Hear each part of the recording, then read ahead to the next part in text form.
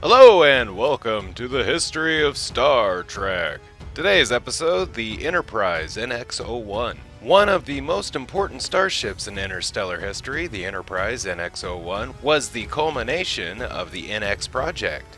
The NX-01 was the first NX-class starship launched by the United Earth Starfleet in 2151. Enterprise established United Earth as a legitimate interstellar power and caused a wholesale revolution in the Alpha and Beta Quadrant policies, paving the way for the creation of the Coalition of Planets in 2155, and eventually the United Federation of Planets in 2161. Development. For humanity to make space exploration missions possible within a single natural lifetime, humans had to make themselves capable of traveling faster than Warp 1, the speed of light. After Zefram Cochrane made a successful warp flight in the Phoenix in 2063, the propulsion system he had created was further developed. In 2119, several engineers such as Henry Archer and Cochrane himself began work that paved the way directly to the Enterprise at the Warp 5 complex in Bozeman, Montana. Over the next 32 years, the warp engine development continued until humanity's first Warp 5 engine was created. This engine was capable of speeds that finally made interstellar travel in more survivable periods possible. That is, in days, weeks, or months instead of years. Consequently, humanity was able to construct its first Warp 5 capable starship, the Enterprise, completed in 2151. Initially, Enterprise had a theoretical maximum speed of Warp 4.5. Aside from its engine, Enterprise was also the first Earth vessel to be equipped with a transporter, rated for transporting biological organisms. However, the machine malfunctioned a number of times before the initial bugs were worked out. The preferred method of travel was still the shuttle pod, unless other options were exhausted. After trips in the pod, it was standard procedure for the returning crew and passengers to utilize the decontamination chamber. The ship was not as advanced in all areas. However, unlike the Vulcan ships of its day, it did not possess tractor beams, merely magnetic grapplers. The Enterprise had a standard crew complement of 83 humans. With the addition of a Vulcan and a Denobulan, approximately one-third of the crew was female. Prior to its launch, Captain Gardner was considered for the command of the Enterprise, regarded as the most suitable choice by Ambassador Soval. Admiral Maxwell Forrest ultimately narrowed down the candidates for captaincy to Jonathan Archer and A.G. Robinson. Instead, though, pointing out that the Vulcan High Command was not in charge of Starfleet's personnel assignments. In 2150, the year her keel was laid, Forrest finally selected Archer. The historical significance of Enterprise was related in drawings of the ship that hung in Archer's ready room. The image was part of a series of paintings depicting the historical lineage of the ships called Enterprise. Following the broken bow incident in April 2151, the launch of the Enterprise was rearranged 3 weeks ahead of schedule. The reason the ship's maiden voyage was brought forward was that United Earth needed to return Klang, a Klingon, to his homeworld of Kronos.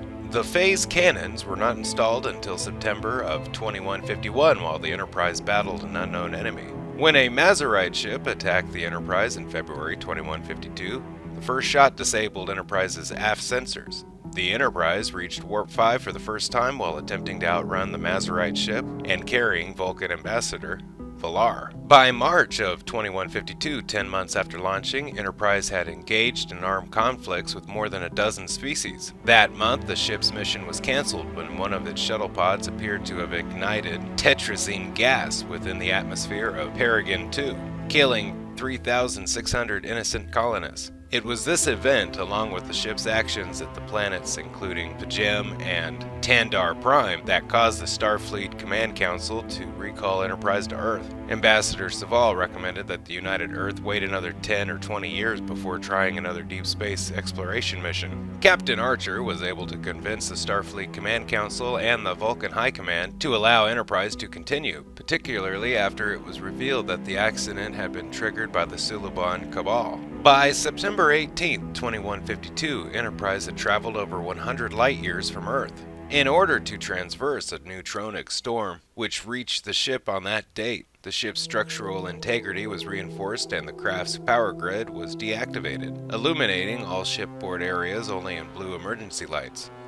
These modifications were made by the crew who took refuge in the vessel's catwalk, together with their belongings.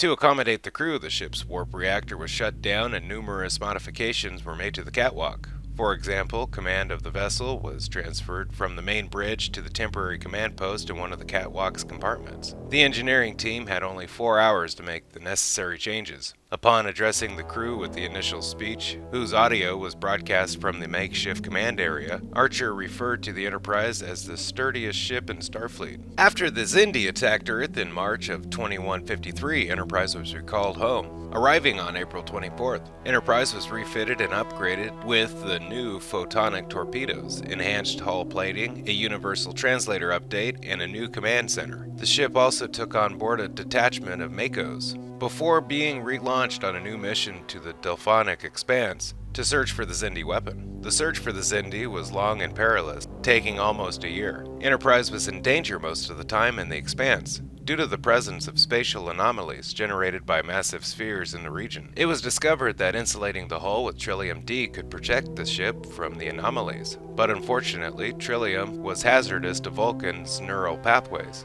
and Captain Archer refused to let Sub-Commander T'Pol leave the ship. Hence, the shielding could not be used. In February of 2154, Enterprise determined the location of the Xindi weapon and arrived in the Azari Prime system. There, the ship suffered severe damage due to attacks by multiple Xindi vessels. The ship's primary warp coil was destroyed, damage that required Captain Archer to eventually attack a Lyran ship. The craft had a warp coil that Enterprise could use, which would let them arrive on time to a meeting with Degra. Enterprise might have endured even more damage in the Delphonic Expanse, if not for the intervention of an alternate future version of the Enterprise, which had traveled 117 years into the past when attempting to use a subspace corridor. Enterprise accomplished its mission to destroy the Xindi weapon successfully, though Captain Archer was presumed to have died when the weapon had exploded. The starship was returned to Earth by a Xindi aquatic cruiser following the end of the mission, though Enterprise made a slight detour to an alternate version of 1944 with the help of temporal agent Daniels.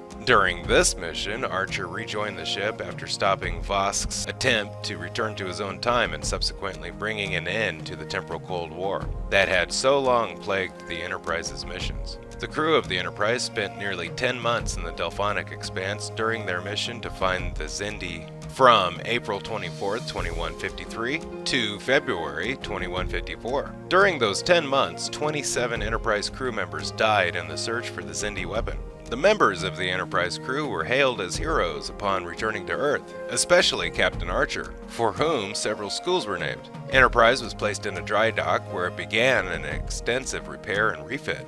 Modifications to the ship included a new captain's chair, an upgrade to the transporter, and repainted door panels. In May 2154, a group of rogue augments left over from Earth's eugenics war stole a Klingon bird of prey and killed its entire crew.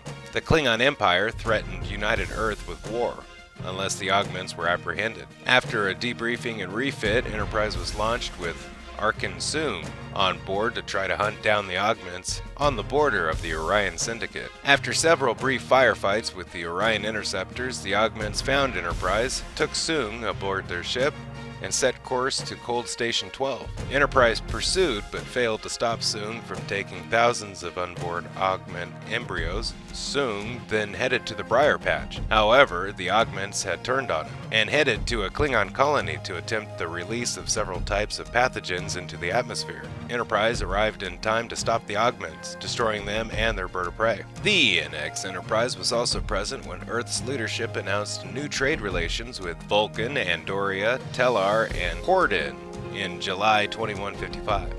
The members of Enterprise crew were hailed as heroes, laying the groundwork for that alliance, a precursor to the formation of the United Federation of Planets. During this conference, the crew was instrumental in thwarting the militant Terra Prime organization, preventing efforts to eject all non-humans after Terra Prime hijacked the Mars Verteron array. The Enterprise was retired in 2161 to make way for new, more advanced starships. It was then placed in the Federation Museum, where it still remained in the 24th century. Thank you for watching the history of the NX-01 Enterprise. Special thanks to Memory Alpha for all information you heard today. Don't forget to like, share, and subscribe if you can. If you have, thank you. And have a nice day. Bye-bye.